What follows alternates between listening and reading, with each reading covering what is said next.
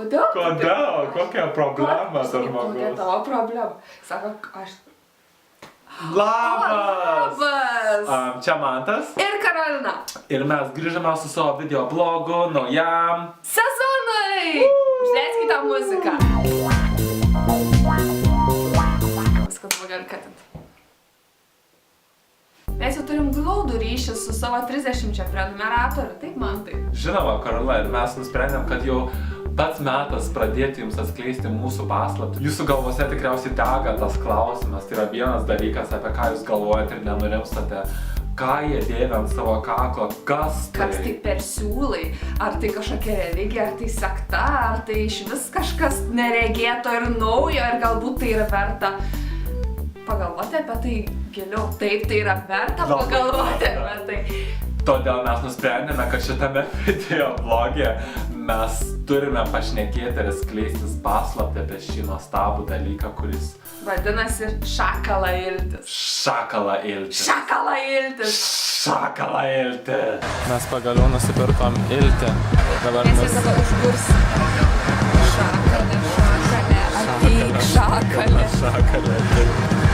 Tos dvi iltis bus tarsi tiltas.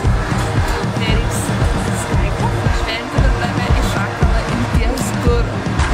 Šventinti į šakalą ilties. Kur. Uždedu tau šią iltį. Iš kur atsirado tos vadinamas šakala iltis?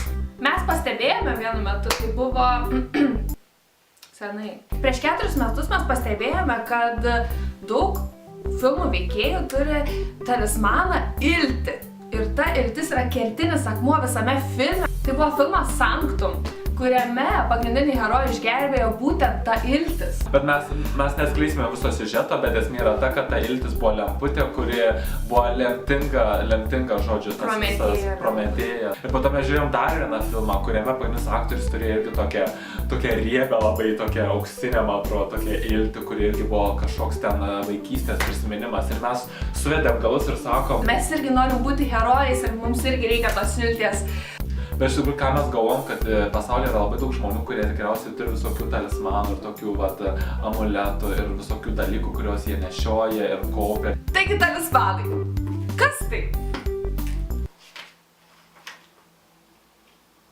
O, talismanas. Talismanas.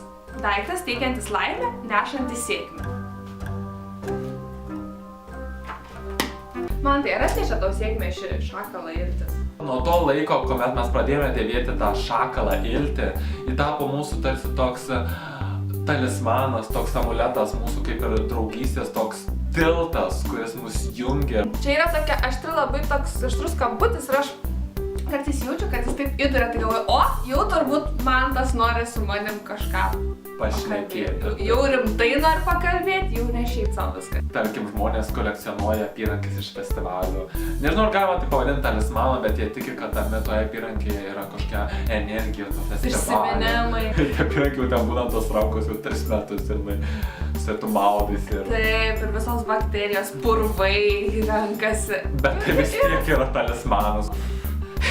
Aš atradau savo talismanų skrynę, kurią lengvų rankos judesiu mes atidarome ir dar vieną lengvų rankos judesiu atveriame. Daug ką galime rasti kortą, galime rasti degtukų.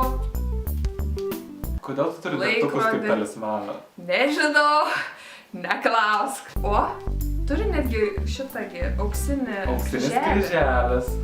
Religinių motyvų talismanų tikriausiai yra vieni populiariausi pasaulyje, kuomet žmonės dėvi kryželius ar kitokius ten religinius simbolius ir taip toliau.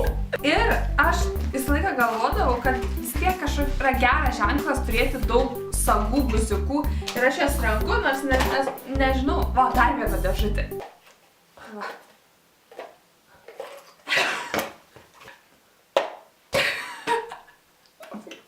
Čia dedu įvairiausius guziukus.